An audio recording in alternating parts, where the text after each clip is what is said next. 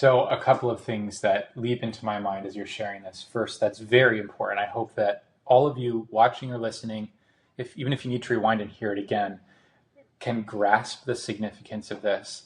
Experience does not harden us. It's not meant to harden us. It's meant to soften us. It's meant to open us. What it's meant to open us to is a direct, lucid awareness of the miracle that life is. And as we meet that miracle more and more with clear eyes, of course we soften to it. Of course we surrender to it. Of course we choose over and over again to release ourselves to that stream of goodness that is life. If we're operating under the assumption that life is out to get us, or that we're on some kind of great, epic personal challenge for the purpose of self-development, or even that we're living some kind of hero's journey in order to achieve something ultimately or eventually, we're probably going to find that our experience hardens us. The moment we even begin to consider that underlying all of this movement, all of this activity, all of these circumstances, all of these opportunities and conversations, life, underpinning all of this is goodness, something inside of us breathes a sigh of relief, even at the idea that it could possibly be true. Mm-hmm.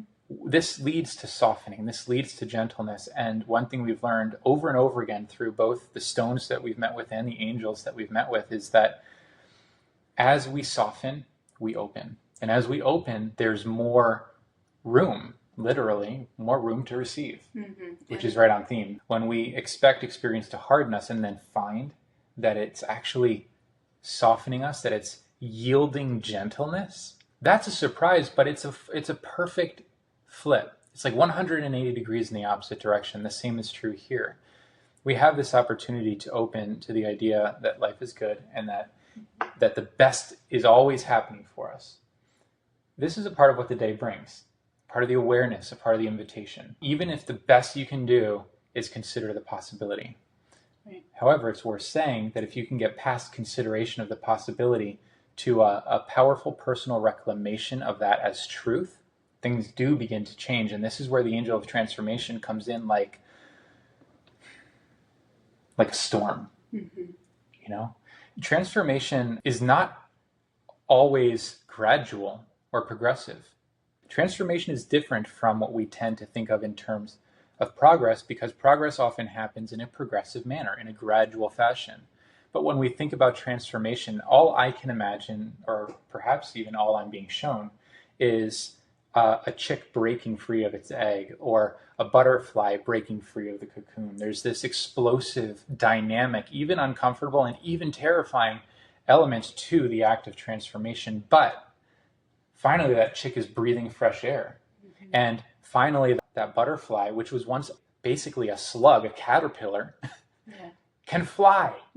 It's not even similar to what it once was. This is a quantum leap. Another image we've been kind of considering over the past 2 days is the image of a sprout breaking free of the soil for the very first time.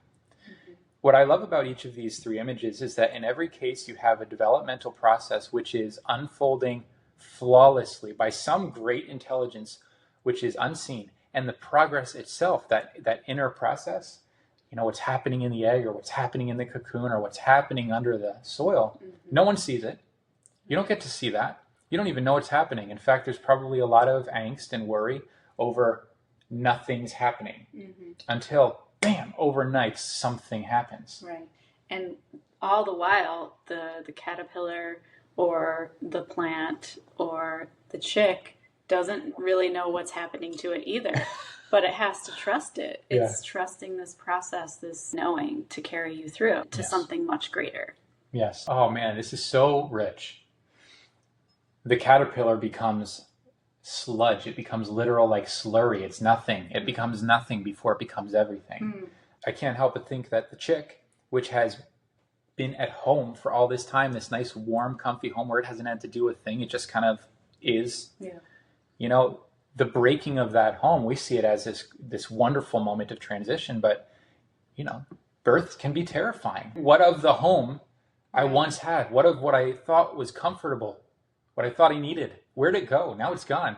We talked about this too. You've never heard a story, nor will you, of a chick going back into the egg, pulling all the pieces back together and surviving in its egg, or of a butterfly squeezing back into a cocoon, or of a plant just, saying, nah, I don't like it up here with the air and the sun and the wind and the bugs. We're going to go back into the soil. The progress happens and it sustains, because once you're changed, you are changed. That's transformation. That's the kind of the bursting potential of this frequency. And as I'm speaking, I'm getting chills, because it's like behind the words is this awareness that, oh, this is my story. This is the story I'm called to live. The story that I'm being initiated to today. The story that's being activated in me.